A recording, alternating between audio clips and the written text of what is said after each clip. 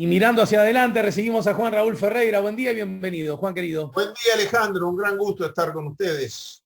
Otro miércoles Ayer, más. sabés que conversamos aquí en el 98.7, por supuesto también vía plataforma Zoom, con Susana Mangana, la profesora, la analista internacional, pero además ciudadana española. Y además, gran amiga. Sí, sí, sí, somos grandes amigos, grandes amigos. Y bueno, es que en realidad, para ser franco, de Susana es muy fácil cultivar la amistad, ¿no? Porque es una mujer espléndida, solidaria, siempre presente, muy simpática, muy charleta. Bueno, en fin, los atributos básicos mínimos como para que uno sea amigo enseguida. Y además ya hace años que nos conocemos. Bueno, y con Susana un poco nos tiramos algunas puntas, aramos, dijo el mosquito, a propósito de las elecciones de Madrid y elecciones que ayer ya en horas de la tarde teníamos los resultados y que arroja un inmenso triunfo del PP, pero en todo caso también muchos analistas habían insistido en la importancia que tenían estas elecciones, casi como una especie de muestra genética a los efectos de cómo estaba parado España, ¿no? Desde el punto de vista. Y a mí ese me parece que es un asunto que sería interesante también poder por lo menos informar. Así que, Juan, te cedo la palabra para que nos cuentes, aunque puede implicar sobre mojado, las elecciones que no son las elecciones generales ni nacionales, ¿por qué han adquirido tanta importancia? Y bueno, ¿qué explicaciones hay para este resultado tan bueno para la derecha en general y por ende tan malo para la izquierda, ¿no? Bueno, como sabés que yo ahora te hago la competencia, pero muy leal porque lo hago en Argentina, donde me pongo del otro lado del mostrador y tengo mi propio programa de radio e invito columnistas, etcétera. La tengo a Susana Mangana en unos pocos días, pero para hablar de otro tema que ella es Bueno, pará, especialista. ya que decís eso, la competencia no tanto, porque vos a mi programa de radio sos invitado. Por eso, sí, claro, te hago la competencia, tiene Argentina. En Argentina hago de tú y Susana Mangana va a ser de yo. Invito gente y tengo mitad. Pero Susana va a hablar, una buena idea haberla hecho hablar de... Pero Susana va a hablar de un tema que ella conoce mucho, que es la situación de las mujeres en los países árabes, bueno, todo el tema del Medio Oriente, Sí, el claro. conflicto palestino-israelí es la número uno a nivel mundial, ¿no? Juan, Bueno, ella, estás un poquito salido de pantalla, se ve que estás como leyendo algo hacia abajo y ahí estás perfecto. además este uso de pantalla, ahora sí un poco mejor. Sí, perfectísimo. Te decía Alejandro que es una muy buena pregunta porque las elecciones fueron solo de la Comunidad Autónoma de Madrid.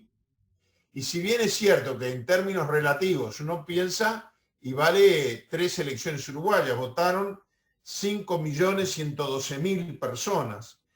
Pero sobre todo, después de la pandemia, después de periodos largos en que hubo que convocar a nuevas elecciones a nivel nacional en España, a nivel del Estado español, porque no se lograba formar el gobierno por mayorías, estas elecciones eran un test de para qué rumbo tomaba la gente.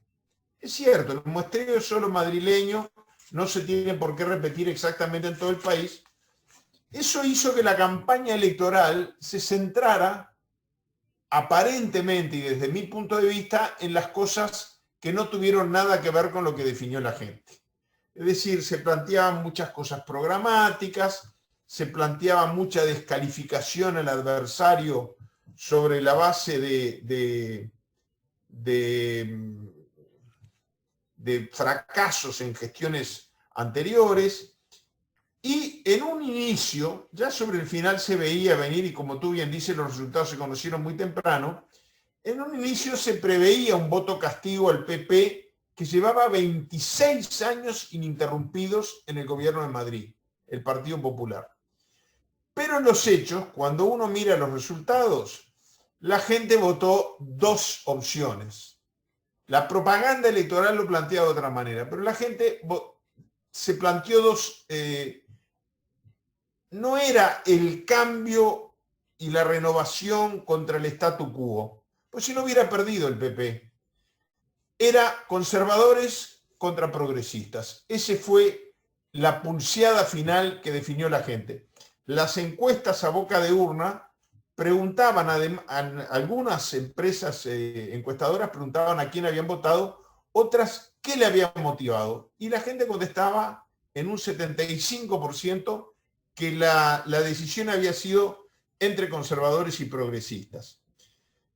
Participaron 6 partidos, el PSOE, el PP, Ciudadanos, Más Madrid, que es un partido exclusivamente de la comunidad autónoma madrileña, Vox y Podemos. Antes, los dos partidos que disputaban las elecciones a nivel del Estado o a nivel regional eran solo el PSOE y el PP. Ahora esto se ha, en esta tendencia mundial a la atomización de los partidos.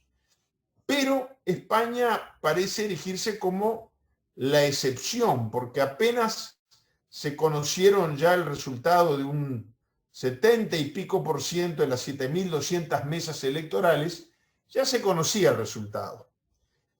Y la gente votó entre el bloque conservador, que integraban el Partido Popular, Ciudadanos y el Partido Vox, o el bloque que se plantaba como progresista, el PSOE, el partido local Más Madrid y Podemos. Bueno, los candidatos a la presidencia de la comunidad autónoma eran, formalmente los tiene que elegir la autoridad legislativa, pero eran, si ganaba el PP, Isabel Díaz; si ganaba la coalición progresista, Pablo Iglesias, que además era una figura muy relevante a nivel del PSOE en todo el país. Madrileño, pero un referente de los socialistas. Bueno, Isabel Díaz Ayuso, la candidata del PP, arrasó de una manera impresionante. A ver, para hacernos una idea, para tener mayoría y no tener que hacer ninguna coalición, se precisan 69 votos en el Parlamento Autónomo de Madrid.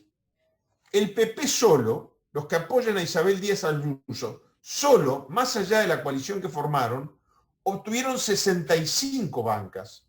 Es decir, el PP solo obtuvo más de la mitad de los votos y 65 de los 69 votos que precisa para formar gobierno. Si a eso se suma que Ciudadanos votó muy por debajo de lo esperado, hay que recordar que por eso que tú decías es importante. Esto es un test para la política española. Ciudadanos se presentó, Ciudadanos y Podemos se plantearon como los nuevos portavoces del conservadurismo Ciudadanos y del progresismo Podemos. Bueno, Ciudadanos obtuvo solo 10 bancas, Vox, el otro partido de la coalición conservadora, 13 bancas. Es decir, que de 69 escaños que hubiera precisado Isabel Díaz Ayuso para ser presidenta, obtuvo 88, una mayoría cómoda y holgada. Repito, de los 88, 69 son propios, no son de la coalición, son de su partido. Por otro lado, el bloque progresista que integraban el PSOE, Más Madrid y Podemos, bueno, también la sorpresa, igual que Ciudadanos en el bloque conservador, es Podemos en el bloque progresista, que también obtuvo apenas 10 bancas.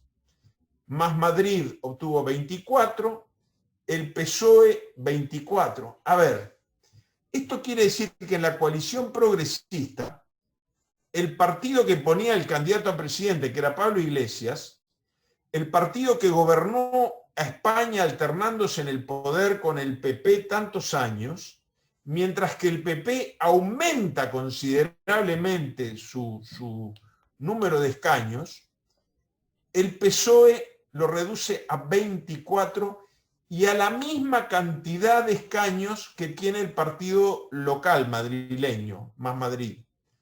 Es decir, el bloque progresista, PSOE 24 bancas, Más Madrid 24, Podemos 13, 31 bancas para la oposición. Es una diferencia muy grande. Si bien es cierto que hace 26 años que el Partido Popular gobierna Madrid, gobernaba en minoría haciendo coalición con otros partidos conservadores. Bueno, este es otro dato a tener en cuenta. Este triunfo arrollador, algunos diarios madrileños encabezaban los titulares de hoy con arrasó Ayuso. Bueno, Isabel Díaz Ayuso logró que el PP pasara de 30 escaños propios a 65, o sea, más del doble de escaños.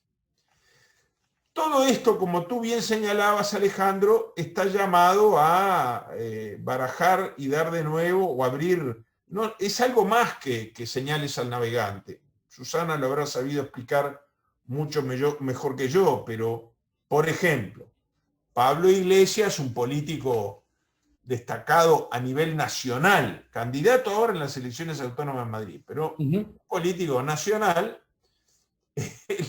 el anuncio fue dramático, fue: me voy para mi casa, no quiero saber más nada de política y voy a apagar los informativos de televisión cuando hablen de política. El hombre lo sintió como una paliza y como un castigo personal e hizo declaraciones muy tremendistas. Sí, manejó el concepto de chivo expiatorio. Me he convertido en el chivo expiatorio de la derecha y me doy cuenta que mi nombre, mi presencia, mi lugar está siendo obstáculo para el crecimiento de la izquierda, ¿no? Exactamente. Sí, no. En realidad es un acto de sensibilidad política, es decir, no le echó las culpas a más nadie, cargó con las culpas. Efectivamente utilizó el término además chivo expiatorio, como que, bueno, lo habían querido exprimir para hacer crecer la izquierda y que no había funcionado. Yo destacaría también el tono muy mesurado, muy ponderado, para alguien que después de ese triunfo electoral podría haber salido en América Latina. Yo quiero ser un poco autocrítico. Alguien que obtiene ese respaldo popular, como el que tuvo Isabel Díaz Ayuso, y saldría con un triunfalismo lindero con la soberbia. Fue muy ponderada, llamó a la unidad más allá de la bancada de la mayoría para participar todos. Entonces, a ver, es muy curioso. Por un lado, entre cambio o statu quo, y bueno, se mantuvo el statu quo, sigue, que está hace más de un cuarto de siglo, sigue el Partido Popular en el poder.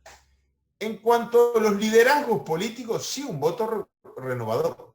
Es decir, Pablo Iglesias se va para la casa y aparece como una figura emergente a quien ya le estarán echando el ojo para las elecciones a nivel del Estado español. Digo Estado español deliberadamente, porque nosotros tenemos una tendencia a decir nacionales, y recordemos que España son varias naciones en un solo Estado, ¿verdad?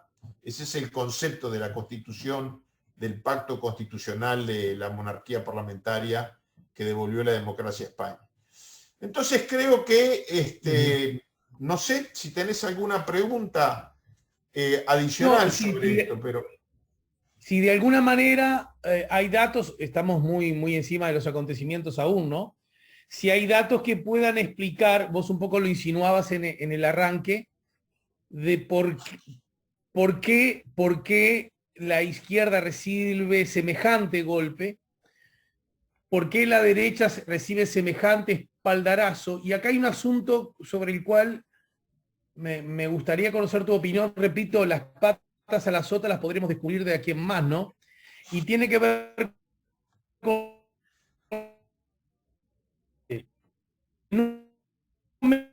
Era un argumento que usaba se decía, el PP necesariamente se tendrá que aliar con Vox, que si bien Vox es de derecha, es una derecha incluso que uno podría, con todo derecho, preguntarse, ¿no?, qué tan democrática, qué tan institucional, ¿no? Es una derecha que, desde la perspectiva diríamos, de la convivencia pacífica de los seres humanos, asusta y asusta mucho, ¿no?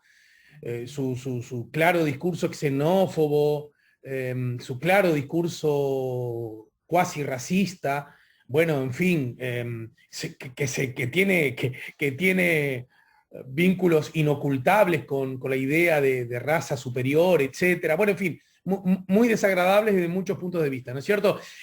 Da la sensación que este espaldarazo que recibe el PP, en realidad lo estoy especulando, puede ayudarle al PP y por ende puede ayudarle a la política de no necesitar de esos votos tan apolíticos, ¿no? Exactamente. La amplitud ideológica de la coalición conservadora reposaba en la idea de que la elección iba a ser más pareja. Pero si Vox se queda en una oposición aislada, porque la oposición va a ser el progresismo, y bueno, son 13 legisladores.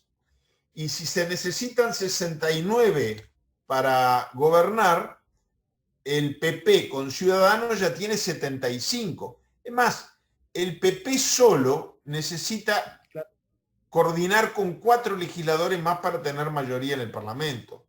Si necesita 4 y Ciudadano tiene 10, no creo que vayan a golpear la puerta de Vox y como tú decís, les allana el camino, les soluciona un problema. Yo creo que la lectura de fondo es que mientras que al electorado se le presentó una coalición de partidos conservadora y otra coalición progresista, y dice vote a los partidos progresistas, decían otro y otros decían vote a los partidos conservadores, en realidad la gente votó al conservadurismo pero por renovación. Entre Pablo Iglesias e Isabel Díaz Ayuso, Isabel era la renovación, Pablo Iglesias era el continuismo. Es curioso, pero es así. La gente votó un cambio y para votar un cambio votó a la candidata, aunque la candidata fuera del partido que hace 25 años que gobierna la Comunidad de Madrid. Entendido. Bueno, a propósito, si hace 25 años que el PP gobierna Madrid y en todo este tiempo alguna vez el PP gobernó España toda, pero no siempre, ahora mismo, por ejemplo, habla de un, ¿cómo llamarle? Cierto perfil, cierto sesgo del electorado madrileño que en el espinel ideológico podríamos ubicarlo del centro a la derecha, ¿no es cierto? Sí, no obstante lo cual, si hay que medir que superó, fue más que duplicar su convocatoria electoral tradicional, yo creo que además de verlo como PP, si la gente dijo no me planteen partidos, plantéenme figuras, creo que en el seno del Partido Popular la figura de Isabel se plantea, se planta, se para de otra manera. Es decir, creo que cuando se repiense en qué significa esto en las elecciones nacionales, bueno, entre otras cosas significa que un líder histórico de la política española se va para la casa y que una figura emergente pasa a jugar un papel de primer nivel. Sí. Una precisión casi histórica. Cuando hablas de líder histórico, ¿te referís a Iglesias? Claro, Pablo Iglesias era una figura importante en la estructura.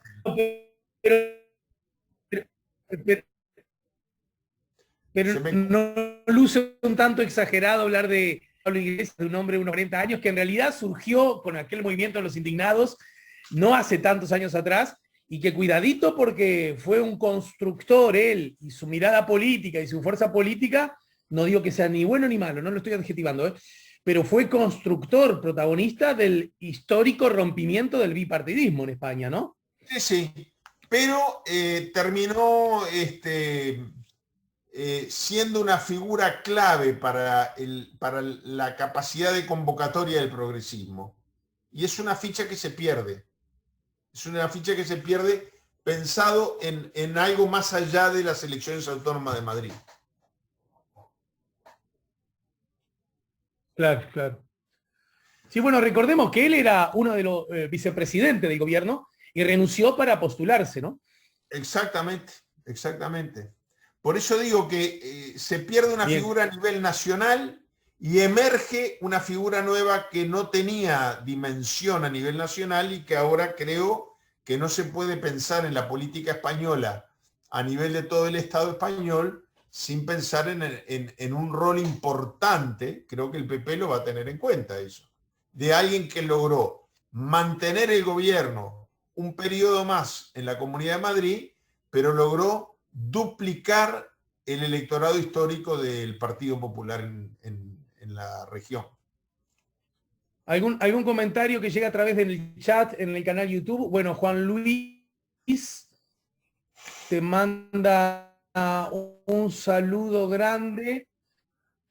Omar dice, en las crisis siempre ganan los extremos, los llamados nacionalismos, sí, izquierda, pero nada, las manejan las transnacionales. Sonia dice, muchos saludos a Juan Raúl y equipo, los estoy viendo en 42 pulgadas. Sonia, claro, nos ve por el canal YouTube y se ve que lo enlaza con su televisor, ¿no? Con la pantalla de su televisor.